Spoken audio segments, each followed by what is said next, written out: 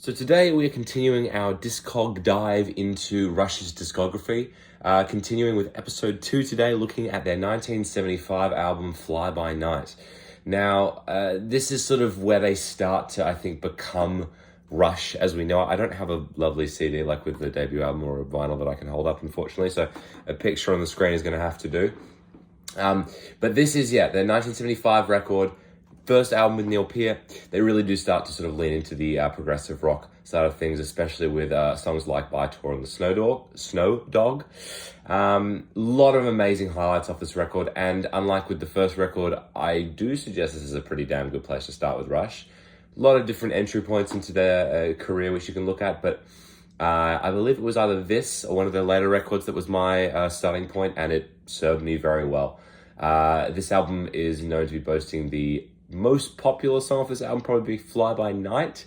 Fantastic song, very popular, very simple, still that early kind of sound, but an anthem nonetheless, including Anthem, the opening track, which was, I believe, the B-side for Fly By Night, or it was the second single, I don't recall.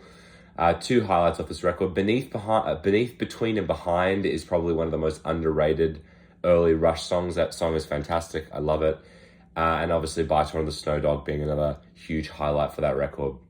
Songs I'm less a fan of, there's not a lot. I mean, even the other tracks which I haven't mentioned here, which are Best I Can, Making Memories, Rivendell, all fantastic. The one I'm not crazy about is In the End. I do enjoy it. It has its highlights, but it's not as much of my thing, and I think it does sort of pale in comparison to some of the amazingly well-written tracks off this. Obviously, moving forward in their career, they would go on to become much more proggy and, the extended song lengths and the crazy concepts.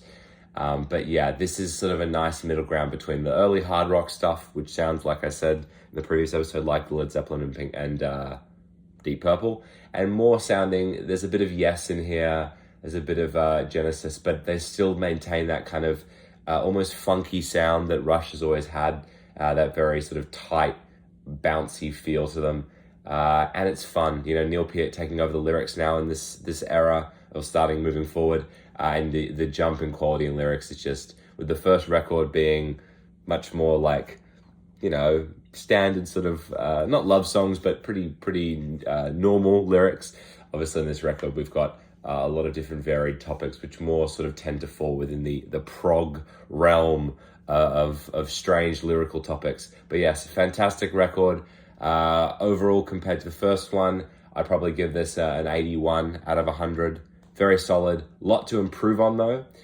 Drawbacks do include that these songs are pretty simple, and they still don't necessarily age as well as some of their later stuff. And that's about it. Fantastic record. Nothing more I can be saying about that. I will see you guys next time when we cover their third record, Caress of Steel, in a few days' time. So I will see you all then. I hope you enjoyed watching.